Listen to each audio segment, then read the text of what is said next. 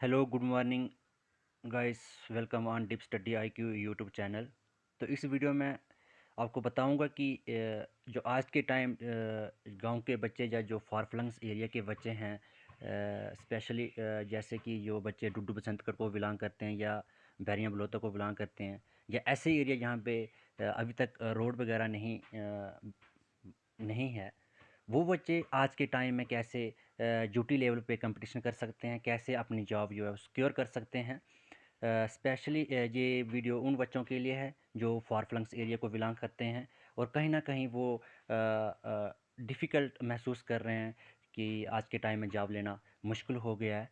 ये बात बिल्कुल राइट है कि आज के टाइम में जॉब लेना मुश्किल है, खासकर उन बच्चों के लिए जो बच्चे फार फ्लंग्स एरिया को बिलोंग करते हैं, क्योंकि ये कंपटीशन है, ड्यूटी लेवल का कंपटीशन हो चुका है। जब से हमारा जो स्टेट थी जम्मू एंड कश्मीर को ड्यूटी बना दिया है, तब से ये कंपटीशन ड्यूटी लेवल हो चुका है। क्योंकि एक फार फ्लंग्स एरिया के बच्चे को जम्मू मेन सिटी के बच्चे से compete करना पड़ रहा है, तो ये कंपटीशन और ज़्यादा टफ हो गया उन बच्चों के लिए। क्योंकि जो बच्चे जो गांव को बिलोंग करते हैं, जो गांव से हैं, उनका बेस इतना स्ट्रांग नहीं होता है कि वो शहरों या सिटीज़ के बच्चों के साथ कंपटीशन कर सकें। तो ये इस वीडियो में बताऊंगा उन बच्चों को कि आपको कैसे स्टडी करनी है, कैसे मेहनत करनी है कि ताकि आप अपनी जॉब जो है वो सिक्योर कर सकें। जैसे कि आप देख सकते हैं कि कल जीएडी ने अबाउट 4000 वैकेंसी रेफ़र की है जेकेएसएसबी को। आने वाले टाइम में ये रिक्रूटमेंट होगी। इसमें काफ़ी सारी पोस्टें हैं, वीआरडब्ल्यू की पोस्टें हैं, रेवेन्यू डिपार्टमेंट में पोस्टें हैं, मेडिकल डिपार्टमेंट में पोस्टें हैं, फ्लोरिकल्चर में पोस्ट हैं, फाइनेंस डिपार्टमेंट में पोस्ट हैं। तो इन पोस्टों के लिए, इन वैकेंसी के लिए आपको कैसे प्रिपरेशन करनी है ताकि आपकी जॉब सिक्योर हो सके, आपकी सिलेक्शन पक्की हो सके, मैं उन बच्चों को स्पेशली ये बोलना चाहता हूँ कि आप इस वीडियो को ज़रूर सुनिए लास्ट तक। इस वीडियो में आपको पूरे डिटेल से बताऊंगा कि आपको कैसे स्टडी करनी है, हम कैसे compete कर सकते हैं सिटीज़ के बच्चों से। फर्स्ट ऑफ़ ऑल, जो लोग इस चैनल पे न्यू हैं वो इस चैनल को सब्सक्राइब कर लीजिए। ये वीडियो काफ़ी हेल्पफुल होने वाली है उन बच्चों के लिए जो कि फार फ्लंग्स एरिया को बिलोंग करते हैं। मैं भी एक फार फ्लंग्स एरिया को बिलोंग करता हूँ, लेकिन मेरा मानना है कि इतना भी मुश्किल नहीं है कि हम शहरों के बच्चे या सिटीज़ के बच्चों के साथ compete नहीं कर सकते हैं। हमें क्या करना है कि सबसे पहले जिस वैकेंसी की एडवर्टीज़मेंट आती है, जिस डिपार्टमेंट की एडवर्टीज़मेंट आती है, उसका सिलेबस जो आता है उसको एनालाइज़ करना है। सबसे पहले अपने स्ट्रांग पॉइंट ढूंढने हैं कि जैसे कि आपने हिस्ट्री पढ़ी है, किसी का ज्योग्राफी स्ट्रांग पॉइंट हो सकता है, स्ट्रांग पॉइंट ढूंढो। फिर उसके बाद आपके जो वीक पॉइंट हैं, सबसे पहले फोकस करना है वीक पॉइंट को। स्ट्रांग पॉइंट आपके पहले से ही स्ट्रांग होते हैं, उनको आपको साइड पे रखना है, उनको आपको पढ़ना ही पढ़ना है, उन टॉपिक्स को आपको पढ़ना ही है। लेकिन आपके जो वीक्स पॉइंट है, जहाँ जिस जिस टॉपिक्स पे आपकी अच्छा होल्ड नहीं है, तो उन टॉपिक्स पे आपको ज़्यादा फोकस करना है। और सिलेबस को एनालाइज़ कीजिए। जैसे कि अगर आपका सिलेबस में रीज़निंग है, तो रीज़निंग अगर 20 मार्क्स की है तो आपको भी 20 मार्क्स ही लेने हैं, क्योंकि रीज़निंग हर एक स्टूडेंट की ऑलमोस्ट स्ट्रांग ही होती है। लेकिन आपको ये देखना है कि कहीं ना कहीं हमारा रीज़निंग वीक ना रह जाए, हम कहीं रीज़निंग में ही पीछे ना हो जाएं उन बच्चों से। तो जहाँ से जिस पोर्शन से हर बच्चा मार्क्स ले रहा है, उस पोर्शन से आपको भी मार्क्स बनाने हैं, ये मैं कहना चाहता हूँ। और दूसरा, जैसे कि यार मैथ्स है, तो मैथ हर एक स्टूडेंट के लिए इतना इजी नहीं होता है, तो उस पे ज़्यादा फोकस करने की ज़रूरत नहीं है। उसमें से जो इजी टॉपिक है उस पे ज़्यादा फोकस करिए, जहाँ से आपके 5 या 10 मार्क्स बन सकते हैं। और जब आपका सिलेबस एक बार रीडिंग हो जाती है, फिर आपको क्या करनी है, ज़्यादा से ज़्यादा प्रैक्टिस करनी है एमसीक्यू की। एमसीक्यू प्रैक्टिस करने के भी एक तरीका होता है कि जैसे कि एक एमसीक्यू के 4 ऑप्शन होते हैं, और उस एमसीक्यू का आपको 100% पता है कि इसका ऑप्शन ए आने वाला है, लेकिन आप जो 3 ऑप्शनों को छोड़ रहे हो उनका रीज़न आपको ढूंढना चाहिए कि ये जो 3 ऑप्शन मैंने छोड़े हैं इनका रीज़न क्या है, इस क्वेश्चन का ये आंसर क्यों नहीं हो सकते। इससे आपके क्या हो सकते हैं कि एक एमसीक्यू से आपके 4 क्वेश्चन निकल सकते हैं। और जिस ऑप्शन का आपको पता नहीं है, मतलब जिस टर्म को आपको पता नहीं है कि आपने कहीं देखा नहीं है या पढ़ा नहीं है, सुना नहीं है, तो उसको आप नोट डाउन कर लीजिए और उससे आप अलग से एक लिस्ट बना लीजिए उन टॉपिक्स की, और गूगल करके आप वहाँ से पढ़ सकते हैं। और जो गाँव के लोग हैं, गाँव के बच्चे हैं, उनको थोड़ा ज़्यादा एफ़र्ट करना पड़ेगा, क्योंकि गाँव के बच्चों का जो बेस होता है वो इतना स्ट्रांग नहीं होता है, क्योंकि उनकी स्कूलिंग गवर्नमेंट स्कूल में हुई होती है। गाँव के जो गवर्नमेंट स्कूल हैं वहाँ से उनकी स्कूलिंग हुई होती है, वहाँ पे उनका इतना बेस जो है वो स्ट्रांग नहीं होता है। तो मैं उनको ये कहना चाहूँगा कि आपको थोड़ा हम लोगों को क्या करना है कि थोड़ा ज़्यादा एफ़र्ट लगाना पड़ता है, हमारी सिलेक्शन हो सकती है। बहुत सारे बच्चे जो गाँव को बिलॉन्ग करते हैं उनकी सिलेक्शन हुई है। जो रिसेंट आपने रिक्रूटमेंट देखी है फाइनेंस अकाउंट असिस्टेंट जो अभी एग्ज़ाम हुआ है, या जेकेपीएसआई, इसमें भी आप देख सकते हैं गाँव के बच्चों ने अच्छा परफ़ॉर्म किया है। या उससे पहले जो पंचायत अकाउंट असिस्टेंट का एग्ज़ाम हुआ था, तो उसमें भी गाँव के बच्चों ने अच्छा परफ़ॉर्म किया है। बस आपको थोड़ा-सा एक्स्ट्रा एफ़र्ट करना है, एक्स्ट्रा हार्ड वर्क करना है। एक प्रॉपर स्ट्रैटेजी बना के रखनी है, और एक अपना गोल ओरिएंटेड रहना है। आपको एक गोल ओरिएंटेड रहना है, अपना गोल सेट करने की अपने आप अपना गोल सेट कर सकते हैं कि आज मैंने आपको आज कौन सा टॉपिक पढ़ना है। एक हफ्ते का आपका स्ट्रैटेजी रहनी चाहिए कि इस हफ्ते में क्या कौन सा टॉपिक्स मैंने कंप्लीट करने हैं। तो जी, गांव के बच्चे इतना कर सकते हैं, इतना टफ नहीं है। और मेरा मानना है कि हम compete अच्छे से कर सकते हैं, ड्यूटी लेवल पे भी compete कर सकते हैं। बहुत इंटेलिजेंट बच्चे हैं गांव के, लेकिन सिर्फ उनको एक प्रॉपर गाइडेंस की ज़रूरत है।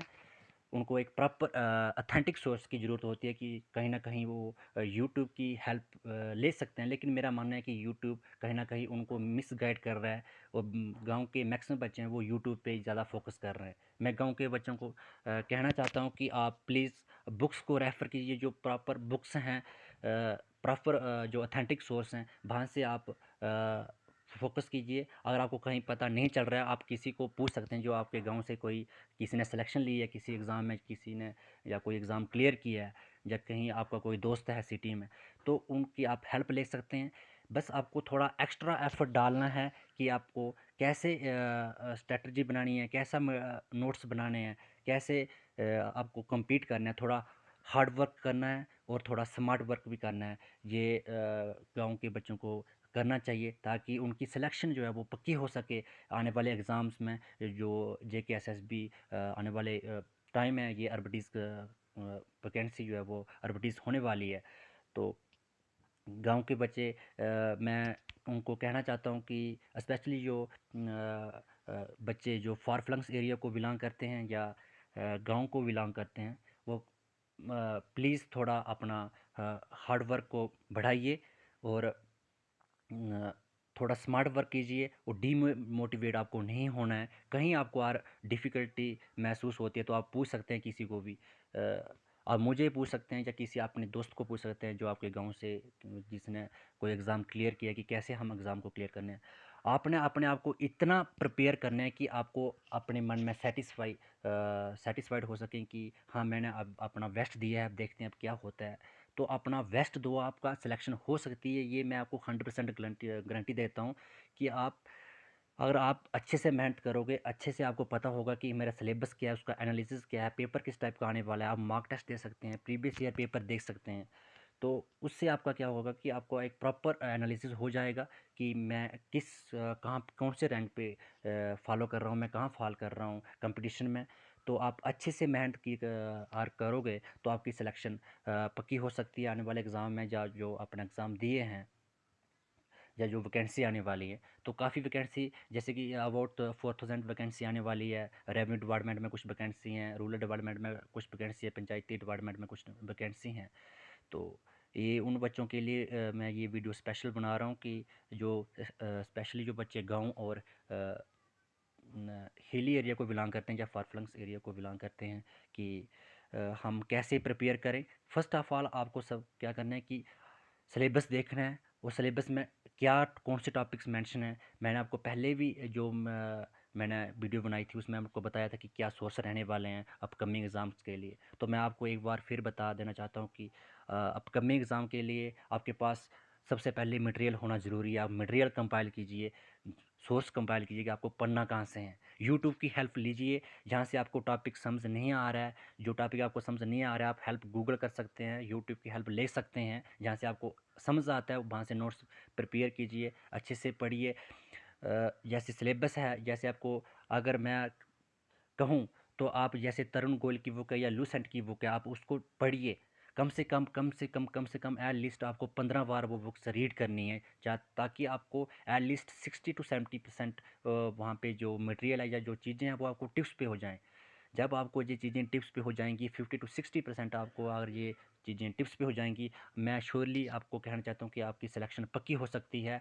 लेकिन आपको कड़ी मेहनत करनी है, मेहनत करना आपका काम है, ठीक है। तो आपकी सिलेक्शन हो सकती है। ये मत सोचो कि हम compete नहीं कर सकते हैं। सिटीज़ के बच्चे ज़्यादा इंटेलिजेंट नहीं हैं, ये मैंने अपनी लाइफ में रियलाइज़ कर चुका हूँ। सिटीज़ के मैं आपको गारंटी देता हूँ कि सिटीज़ के बच्चे ज़्यादा इंटेलिजेंट नहीं हैं, वो भी हमारे जैसे ही इंसान हैं। तो बस थोड़ा हमें गांव के बच्चों को क्या करना है कि थोड़ा ज़्यादा मेहनत करने की ज़रूरत है, ज़्यादा एफर्ट देना है। हो सकता है जो चीज़ उनको 5 मिनट में समझ आती है, हमें 15 मिनट लगें। बस ये स्ट्रेटजी आपको अपनानी है। तो जैसे आपको इंग्लिश किसी की स्ट्रांग नहीं है, तो इंग्लिश के लिए आप क्या करना है कि आप लूसेंट की बुक लीजिए या एसपी बख्शी की बुक ले लीजिए। वहाँ से आपको रीड आउट कीजिए जो टॉपिक्स आपके सिलेबस में हैं, और जो टॉपिक्स जैसे आर्टिकल्स हो गए, पंक्चुएशन हो गई, जैसे प्रीपोजिशन हो गई, या डायरेक्ट इनडायरेक्ट हो गए, reported speech, passive voice, active voice, मतलब जो टॉपिक्स जो रूल्स पे बेस्ड हैं, उन रूल्स को आपको टिप्स पे लाना है, जिससे मार्क्स बन सकते हैं। और साइंस के लिए आप एनसीईआरटी पढ़ सकते हैं। 9th और 10th की एनसीईआरटी इनफ है इन वैकेंसी के लिए। और मैथ्स के लिए आप जो मतलब मेन टॉपिक्स होते हैं, जैसे एवरेज हो गया, परसेंटेज हो गया, वर्क डन वाले क्वेश्चन हो गए, तो इन टॉपिक्स पे आपको स्पीड टाइम डिस्टेंस वाले जो हैं, तो इन टॉपिक्स को आपको तैयार करना है। जैसे जैसे कैसे आपको तैयार करना है, क्योंकि आप पे बहुत सारी एस्पिरेशन है, आपके पेरेंट्स की एस्पिरेशन है, आपके फ्रेंड्स की एस्पिरेशन है, आपके गांव की एस्पिरेशन है। और गांव में बहुत प्यार और बहुत इज़्ज़त मिलती है इस टाइप के इंसान को, जो मतलब अपने सोसाइटी के लिए कुछ करना चाहता है, या कुछ अपने दोस्तों को समझाना चाहता है, या कुछ मतलब अगर आप कहीं सेलेक्ट हो जाते हैं, तो लोगों को बहुत सारी अपेक्षाएं होती हैं आपसे कि आप अपनी जॉब लें और हमारे बच्चों को भी बताएं। तो आपको वो देखना, अपने पेरेंट्स की एस्पिरेशन देखनी है कि पेरेंट्स क्या चाहते हैं। तो मैं उन बच्चों को एक बार फिर से कहना चाहता हूँ कि आप डीमोटिवेट नहीं होना है, आपको डीमोटिवेट बिल्कुल नहीं होना है। और आप मेहनत कीजिए, लेकिन थोड़ा एक्स्ट्रा मेहनत करना पड़ेगी, स्पेशली जो गांव के बच्चे हैं, जो फार फ्लंग्स एरिया के बच्चे हैं, क्योंकि अब हमारा कंपटीशन सिटीज़ के बच्चों से है। ये याद रखना है कि हम किससे कम्पीट कर रहे हैं, क्योंकि आपको अगर अपने दुश्मन का पता होगा तो आप अपने आप को वैसे ही प्रिपेयर करोगे। तो और मेरा ये मानना है कि ये मत सोचिए कि हम सिटीज़ के बच्चे हमसे ज़्यादा इंटेलिजेंट हैं। वो हमारे आगे कहीं भी नहीं टिकते हैं। अगर हम मेहनत करें तो मेहनत के आगे कोई नहीं टिकता है। सिटीज़ के बच्चे मेहनत हार्ड वर्क कम करते हैं, मेरा मानना है, एज़ कम्पेयर टू गांव के बच्चों से। गांव के बच्चे काफ़ी हार्ड वर्कर हैं और बहुत अच्छे अच्छे पोस्ट पे आज देखते हैं तो गांव के बच्चे पहुंच चुके हैं। तो आपको अच्छे से मेहनत करनी है। बस अपने आप को इतना प्रिपेयर करो कि जो सिलेबस है, या जो कम आजकल के कंपटीशन में जो एग्ज़ाम का सिलेबस रहता है, ऑलमोस्ट 60 to 70% सिलेबस सेम ही रहता है हर एक पोस्ट के लिए, स्पेशली जो मतलब मेडिकल की पोस्ट को छोड़ के बाकी जो वैकेंसी हैं उनके लिए सिलेबस सेम रहता है। तो उन चीज़ों को आपको टिप्स पे लाना है, 50 to 60% टिप्स पे लाना है। तो सीखने के 3 तरीके होते हैं, जैसे लिख के, सुन के, या पढ़ के। तो आपको तीनों तरीकों को आप अपनाना है। जैसे मतलब फर्स्ट रीडिंग करो, दूसरी रीडिंग अगर आपको नहीं याद रह रहा तो उसको लिख के शॉर्ट नोट्स प्रिपेयर करो, उसको लिखो, बार बार लिखो, किसी दूसरे के साथ डिस्कस करो। डिस्कस करने से ज़्यादा आपको याद रहेगा। मतलब पढ़ा हुआ कैसे याद रहेगा। और आपने आज एक टॉपिक पढ़ा है, जैसे कंप्यूटर का एक टॉपिक पढ़ लिया आपने, तो उसको 2 दिन के बाद फिर देख लो, आधा घंटा लगा के। उसको एक हफ्ते के बाद फिर देख लो। उससे क्या होगा कि वो आपको बार बार रिकॉल होता जाएगा आपकी मेमोरी में। वो आपकी मेमोरी में परमानेंट इंस्टॉल्ड हो जाएगा। वो सॉफ्टवेयर आपकी मेमोरी में परमानेंट इंस्टॉल हो जाएगा। वो चीज़ें आपको टिप्स पे हो जाएंगी। तो जब तक आपको चीज़ें टिप्स पे नहीं होंगी, तब तक आप ये मत समझो कि मैंने अच्छा प्रिपेयर किया है। तो ये इतना अच्छा प्रिपेयर आपको इतनी मेहनत करने की चीज़ें आपको टिप्स पे आ सकें। और कुछ बच्चे ये भी डिफ़िकल्टी महसूस कर रहे हैं कि हमने पढ़ा तो बहुत था, लेकिन वहाँ पे टाइम कम पड़ गया, एग्ज़ाम मतलब पूरा नहीं कर सके हम। तो उन बच्चों के लिए ये मैं कहना चाहता हूँ कि आप ज़्यादा से ज़्यादा एमसीक्यू की प्रैक्टिस कीजिए, जिन्होंने सिलेबस कंप्लीट कर लिया है। रिवीजन कीजिए, बार बार रिवीजन कीजिए, और सिलेबस को और एमसीक्यू की प्रैक्टिस कीजिए। यहाँ गूगल कीजिए, आप जिस टॉपिक के आपको एमसीक्यू चाहिए, या टेलीग्राम पे आप बहुत सारे चैनल्स वहाँ पे हैं, तो वहाँ पे आप एमसीक्यू ज़्यादा से ज़्यादा प्रैक्टिस कीजिए, मॉक टेस्ट दीजिए, जिससे आपकी स्पीड बढ़ सकती है। जैसे अगर 120 मार्क्स का क्वेश्चन है और 2 आवर्स आपके पास टाइम होता है, तो आप कोशिश कीजिए कि जो मॉक टेस्ट हैं वो कम से कम 40 मिनट में ख़त्म हो जाए, ताकि आपको जब ओएमआर एग्ज़ाम में आप बैठोगे तो वहाँ पे यूटिलाइज़ हो सके आपके एट लीस्ट पूरा एग्ज़ाम का वहाँ पे कवर हो सके, क्वेश्चन पेपर या वहाँ पे पूरे क्वेश्चन आपको कवर कर सके। तो ये गाँव के बच्चों में कहना चाहता हूँ कि आपको डीमोटिवेट बिल्कुल नहीं होना है, आप कम्पीट कर सकते हैं। बहुत सारे गाँव के बच्चे हैं, आपके गाँव से भी होंगे जिन्होंने अभी रिसेंटली जॉब ली है, गवर्नमेंट जॉब ली है, तो उन बच्चों को भी देखिए, अपने पेरेंट्स को देखिए जिन्होंने इतनी कड़ी मेहनत करके आपको पढ़ाया लिखाया, इस ग्रेजुएशन करवाई, कॉलेज पढ़ाया, तो उनको भी देखिए कि आपको आपसे वो क्या चाहते हैं, आपसे सोसाइटी क्या चाहती है।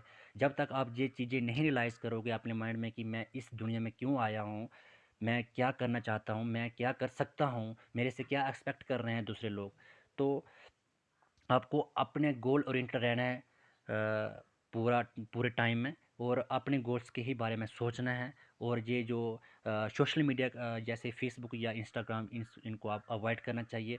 पर्टिकुलर आपको बुक्स पे ज़्यादा फोकस देना चाहिए। फ़ोन से आपको थोड़ा दूरी बना के रखनी है। जहाँ पे आपको ज़रूरत पड़ेगी, ज़रूरत पड़ सकती है, वहाँ पे आपको यूज़ करना है फ़ोन का भी। तो आपको बुक्स ज़्यादा से ज़्यादा प्रेफर करनी चाहिए। जहाँ पे आपको अगर डिफ़िकल्टी या कहीं से ऑथेंटिक सोर्स या मटेरियल वगैरह नहीं मिल रहा है, आप किसी को भी कॉन्टैक्ट कर सकते हैं। मिलते हैं नेक्स्ट वीडियो में। इस वीडियो में बस इतना ही।